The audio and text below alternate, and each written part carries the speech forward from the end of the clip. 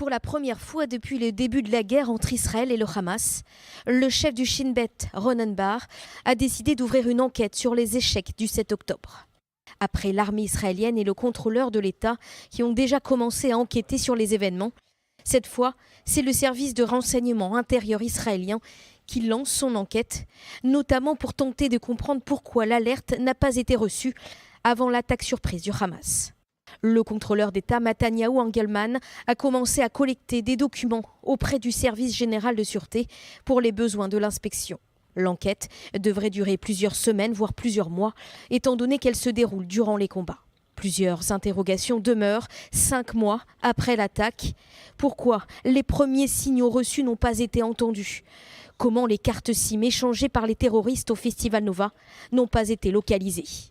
Pourtant, certains signes ont été perçus puisque dans la nuit du 6 au 7 octobre, une conversation téléphonique s'est tenue entre le chef d'état-major Herzi Halevi et d'autres généraux. Le chef du Shin Bet s'est même rendu au siège du service de renseignement intérieur israélien à Tel Aviv.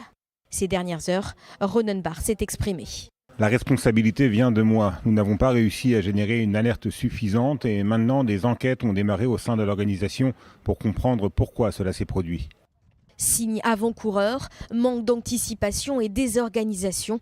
Les défaillances des services israéliens et de l'armée vont être examinées pour faire toute la lumière sur cette tragédie.